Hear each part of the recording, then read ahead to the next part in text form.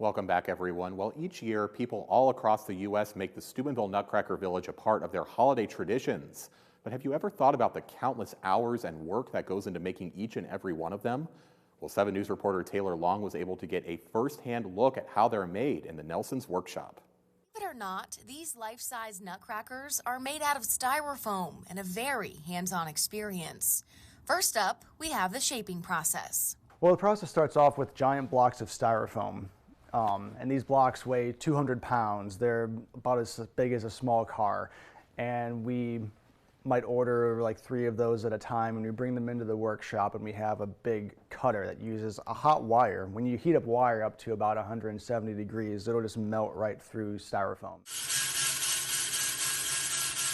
From there, it gets mounted in this machine called a wood lathe. And what that is, it's essentially a large version of how they make traditional German nutcrackers.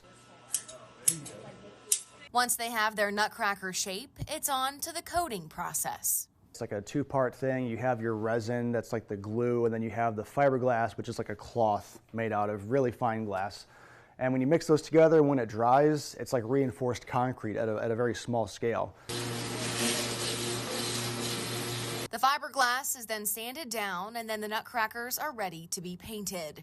They are put into the painting booth and painted their designated colors, and once they are dry, their faces are hand-painted on. You can't forget those finishing touches and accessories, from dresses to jewels to beards and wigs.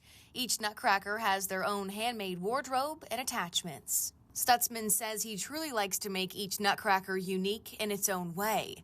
One new one this year is the German smoker. They're incense burners, and they look like little men with smoking pipes, and you put a cone of incense in them and smoke comes out their mouth. So you make them the same way that you make a nutcracker, essentially, with the same tools. But the work doesn't just stop when the Nutcracker Village season comes to an end. All year long, the nutcrackers get repairs and touch-ups.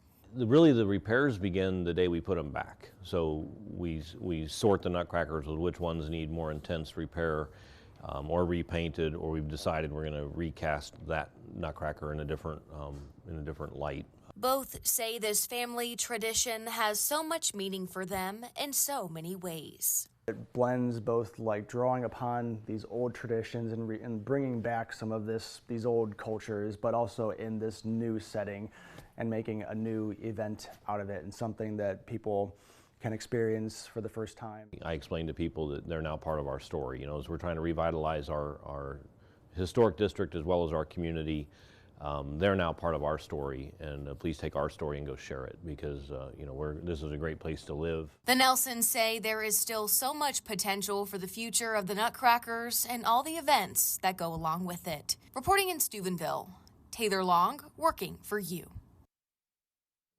Absolutely, and don't forget the annual Nutcracker Masquerade Ball is tomorrow night from 6 to 9 p.m. It will be in the historic Renaissance Ballroom above Leonardo's Coffee House. For all other upcoming events, be sure to check out Steubenville-nutcracker-village.com. WTRF is proud to be the media sponsor of the Steubenville Nutcracker Village.